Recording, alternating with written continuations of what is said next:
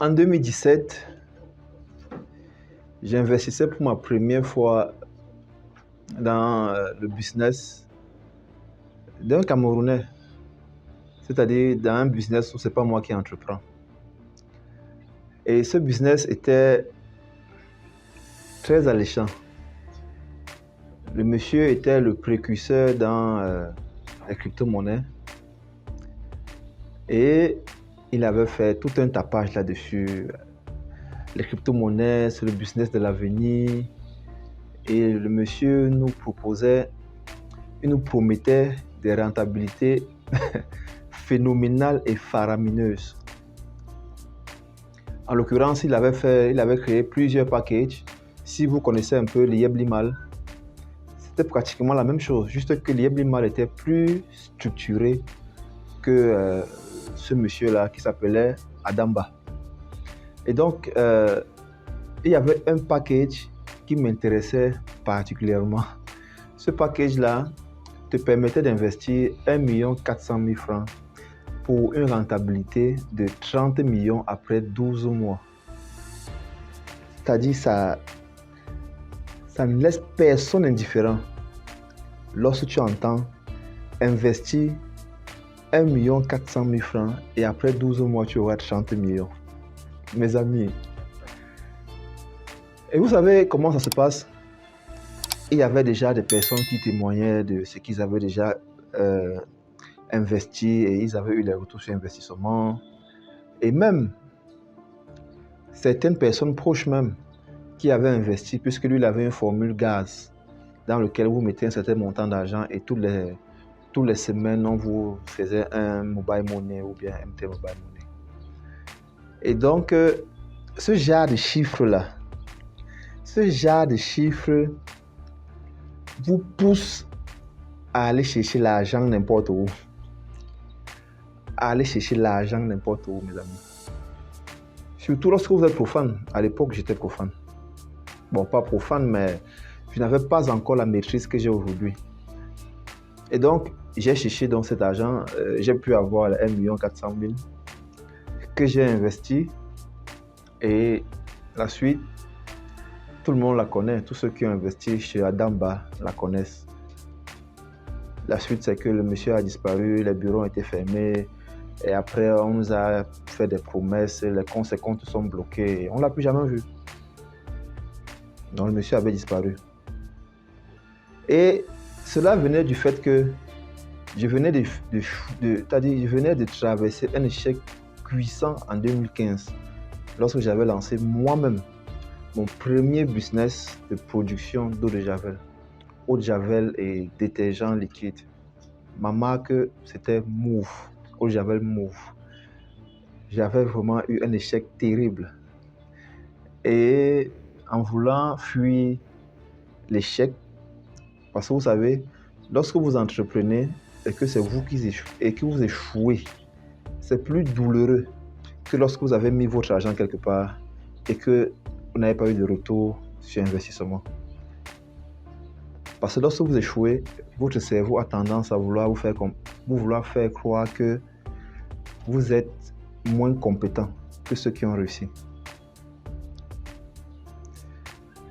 Donc, pourquoi est-ce que je vous fais cette petite histoire, mes amis? Parce qu'aujourd'hui, je vais vous parler de que faut-il savoir avant d'investir dans un business. Que faut-il savoir avant d'investir dans un business?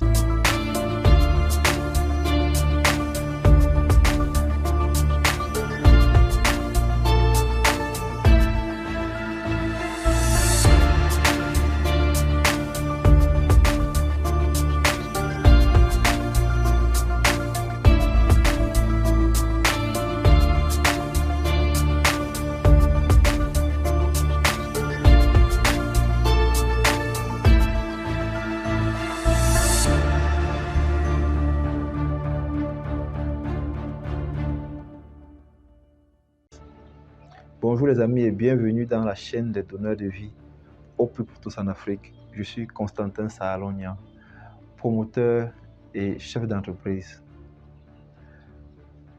Qu'est-ce que vous devez regarder avant d'investir dans un business? Cette vidéo n'est pas fortuite, c'est simplement parce que nous avons été beaucoup sollicités depuis aujourd'hui 2 ans. Est-ce que vous n'ouvrez pas votre capital? Est-ce qu'il n'y a pas une opportunité d'investir chez vous? Et nous avons mûri et finalement nous nous sommes décidés d'ouvrir le capital pour ceux qui seront prêts à nous accompagner dans l'achat d'un équipement qui va nous permettre d'avoir une rentabilité conséquente. Cet équipement, en l'occurrence, c'est un atelier camion. Donc, mes amis, il faudrait nous suivre sur plusieurs vidéos. Nous avons une suite de vidéos que nous allons publier dans laquelle nous allons vous expliquer le business de forage d'eau. Nous avons déjà commencé la première fois avec le thème « Est-ce que le business de forage est-il rentable ?» Ensuite, nous avons mis une autre vidéo en ligne dont le titre ne me revient pas. Et aujourd'hui, je vous entretiens sur qu'est-ce que vous devez savoir avant d'investir dans un business de forage d'eau. La première chose que vous devez intégrer, c'est que c'est pas parce que vous allez investir que ça va forcément marcher. Je viens de vous expliquer mon expérience en 2015 avec Move. J'avais l'âgne, c'est-à-dire j'étais prêt à tout donner. Et comme on le dit dans les livres, il est mieux de lancer un business quand tu as d'abord un job. Comme ça, si le business commence à générer de l'argent et que c'est supérieur à ton salaire, à ce moment-là, tu peux lâcher ton salaire pour aller faire le job. J'ai fait tout ça, mes amis. Puis à l'époque, j'étais responsable du service mécanique de la section tréfilerie d'une entreprise de production de matériel de construction. C'est à ce moment que j'avais lancé Move. Donc, mon activité dont j'avais était à temps partiel. C'était à temps partiel. Et je disais, mais il faudrait que j'applique ce que j'ai lu dans les livres, tout ce que les coachs racontent. J'ai donc lancé l'activité. Première erreur, des compétences en vente. Il n'y en avait pas. Je n'ai pas développé un réseau. Donc, échec total. J'ai investi dans les équipements pour produire l'eau que j'avais en sachet. J'ai investi, on a produit l'eau que j'avais en bouteille. Vous allez voir notre marque dans la vidéo. Ça existait bel et bien. Mais il y avait des compétences qui manquaient. Dieu merci, chemin faisant, on apprend, on grandit. Donc, je disais donc tantôt, ne pensez pas que c'est en investissant vous-même que vous aurez des résultats exceptionnels, mes amis. C'est pas ça. Ça ne se passe pas comme ça. Donc, les premières choses à savoir avant d'investir, c'est que vous devez savoir que tout investissement est risqué.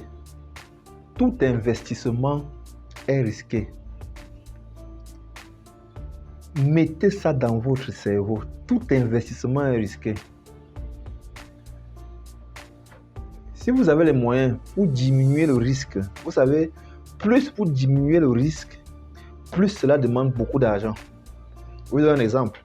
Si aujourd'hui, vous avez peut-être 10 millions que vous voulez investir, mais seulement vous ne voulez pas prendre des risques. Vous voulez tellement réduire le risque. Et qu'est-ce que vous faites? Vous allez à la banque. Si vous voulez réduire le risque, vous dites au banquier, voici mes 10 millions. Voici mes 10 millions.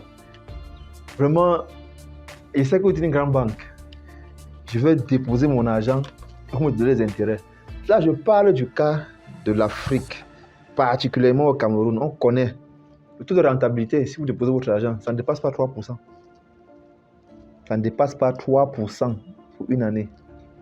C'est-à-dire que tu viens, tu dis au banquier, je veux bloquer les 10 millions ici. Ok, le banquier dit d'accord. Bien, je vais te rémunérer des intérêts.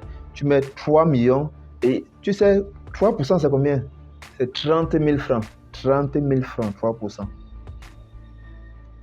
30 000 francs, 3% de 10 millions.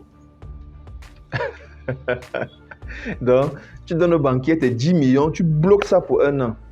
Et après 1 an, tu viens prendre 10 millions, 30 000 francs.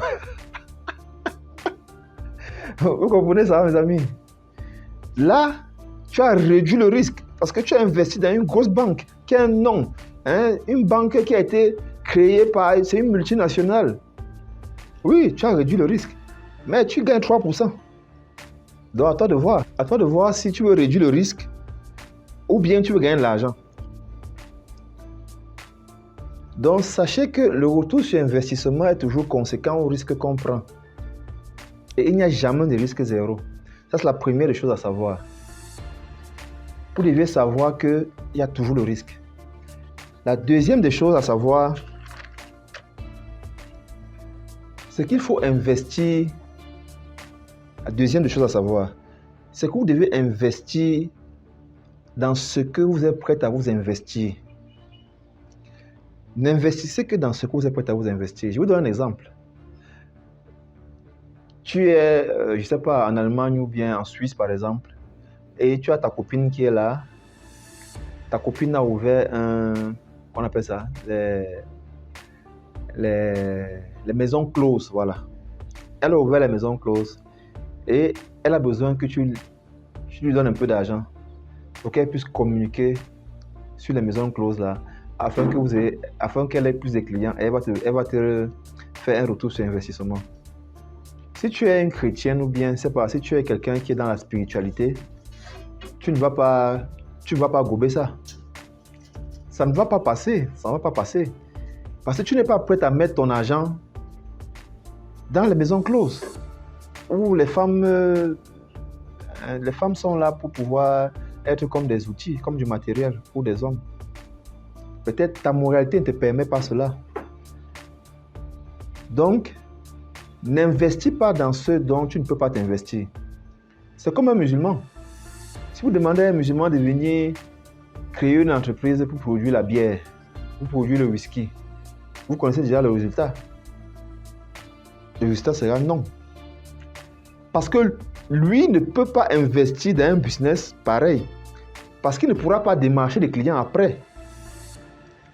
Son environnement est musulman. Il va démarcher quelques clients puisque eux ne consomment pas la bière, ils ne consomment pas l'alcool. Alors ça, c'est le deuxième critère. Investissez dans ce que vous pouvez vous investir. Investissez dans ce que vous pouvez vous investir. La troisième chose à savoir, qui est aussi capitale de chez Capital, avant que vous ne versez de l'argent, est-ce que vous pouvez avoir accès aux chiffres de l'entreprise qui est en train, qui vous propose, qui vous donne cette opportunité-là? Ou bien, dont vous êtes en train de solliciter l'opportunité d'investir. Est-ce que vous pouvez avoir accès aux chiffres? Est-ce qu'il y a une certaine transparence? Si c'est le cas, c'est déjà bon signe. C'est déjà bon signe. Et il faut le faire avant de ratifier le certificat d'investisseur, c'est-à-dire avant de signer le document qui certifie que vous êtes investisseur. Il faut vraiment le faire. Si c'est une entreprise qui existe déjà, cherchez à avoir les états de la comptabilité. Si c'est possible, cherchez à avoir l'historique des relevés bancaires afin de pouvoir voir les mouvements. S'il y a la transparence, ils vont vous le donner. S'ils sentent que vous êtes prêt à investir et que vous êtes quelqu'un qui peut permettre à ce que c'est-à-dire l'augmentation du capital soit vraiment faite, ils vont le faire. Ils vont vous le montrer. La quatrième des choses, c'est si vous voulez investir dans une activité qui n'existe pas encore, c'est-à-dire les startups, voilà, c'est ça, les startups, c'est-à-dire les activités qui n'ont pas de canevas vraiment défini. Vous devez vous rassurer que vous avez la capacité d'être patient. Vous avez la capacité d'être patient. Parce que lorsqu'on vient de lancer une activité, ça prend toujours un certain temps pour démarrer. Et c'est l'erreur que beaucoup de gens font. Et c'est pour ça que beaucoup de gens ont perdu de l'argent dans les Yeblimal. Je vais vous parler de Yeblimal parce que moi-même, j'ai investi à l'intérieur. J'ai investi à l'intérieur.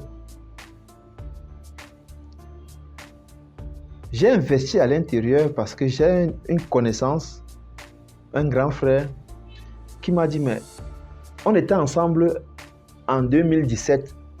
Lorsque l'Iebli-Mal démarrait, on nous avait invités à Aqua Palace lors du séminaire, le grand démarrage en pompe. Jusqu'aujourd'hui, toi, tu n'as jamais pris de part là-bas. J'ai dit non. Adam Ba m'a lessivé. Hein. J'ai même amené mon ami chez Adam Ba.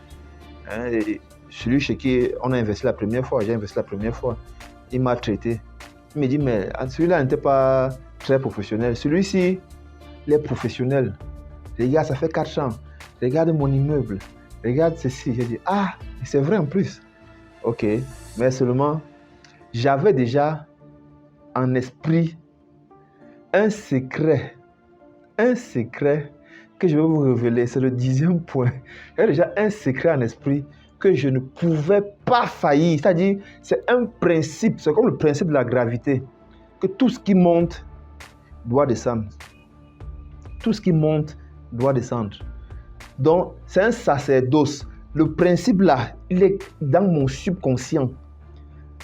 Donc, même s'il me disait n'importe quoi, je ne pouvais pas aller à l'encontre de ce principe-là. Et je vais vous le révéler, c'est le 10e point.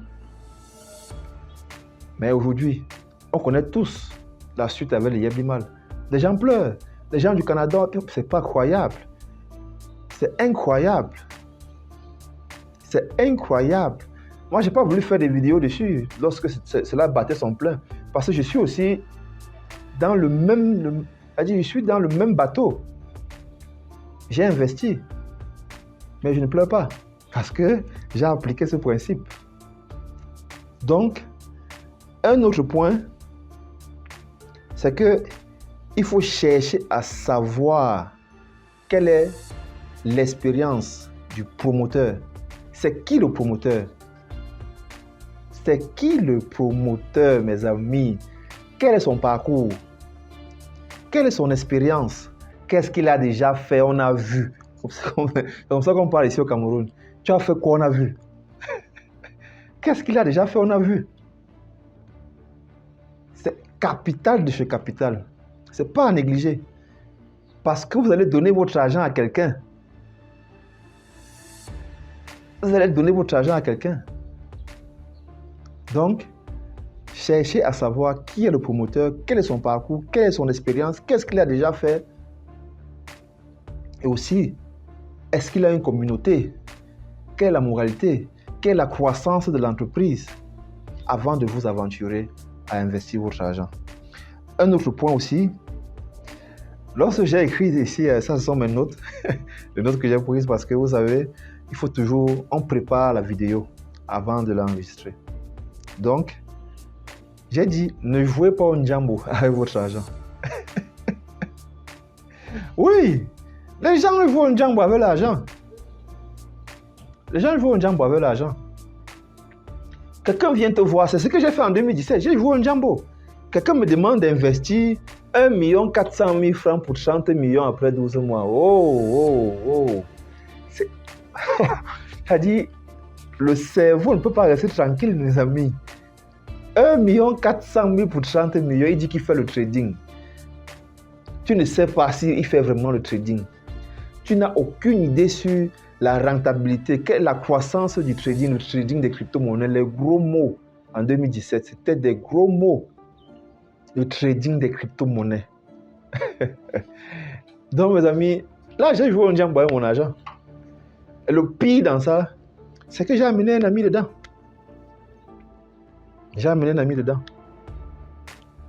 Donc, ne jouez pas au Njambo avec votre argent, mes amis. Donc, autre chose, c'est le 9e point. Soyez patient. Soyez patient. Lorsque vous investissez votre argent, soyez patient. Moi, je vais vous donner un conseil. Donnez-vous au moins 5 ans. C'est-à-dire, lorsque vous mettez votre argent, vous investissez, donnez-vous au moins 5 ans pour un retour sur investissement. Ça peut être même avant. C'est-à-dire, vous pouvez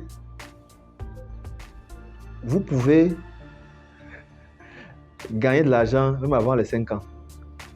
Le 10e point, mes amis, n'investissez que ce que vous êtes prêt à perdre. Lorsqu'on dit n'investissez que ce que vous êtes prêt à perdre, ça ne veut pas dire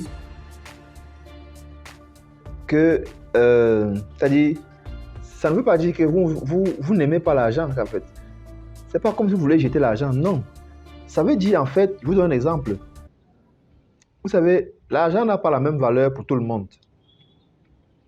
C'est la raison pour laquelle il y a des gens, quand ils veulent faire un don, ils peuvent faire un don de 1 million à quelqu'un, ils peuvent faire un don de 2 millions à quelqu'un, d'autres personnes peuvent faire un don de 200 000, d'autres personnes peuvent faire un don de 100 000.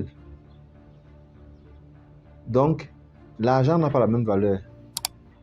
C'est partant de là donc que je vous dis, n'investissez que ce que vous êtes prêt à perdre. Donc, n'investissez que ce que vous êtes prêt à perdre. Ça, c'était le 10e point. Le secret dont je vous parlais, que moi, j'ai appliqué dans l'Ieb Limal. C'est la raison pour laquelle je ne suis pas choqué. Je ne suis pas choqué. Le monsieur nous a mis, c'est-à-dire ils nous ont migré dans une histoire où aujourd'hui, il faut qu'on aille trader. Mais pourtant, nous ne voulons pas trader. C'est pour ça qu'on est venu investir chez lui. C'est la raison pour laquelle on a investi chez lui. Mais Dieu merci, j'étais déjà avisé.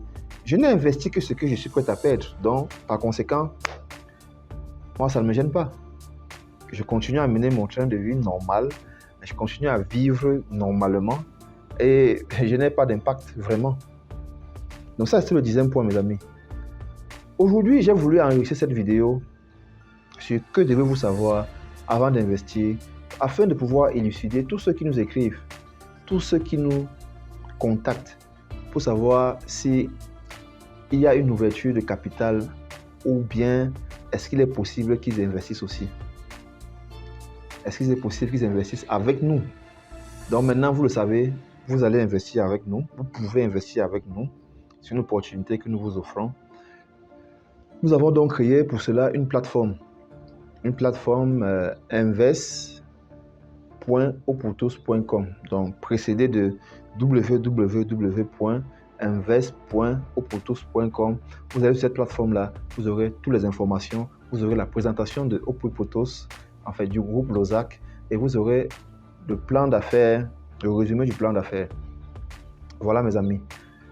C'était une vidéo qui n'est pas focus sur l'eau, mais sachez que investir dans l'eau, c'est la meilleure des choses qu'on puisse faire sur cette terre. Nous sommes un peu plus de 7 milliards d'habitants sur cette terre et il y a près de 1 milliard d'habitants qui n'ont pas accès à l'eau.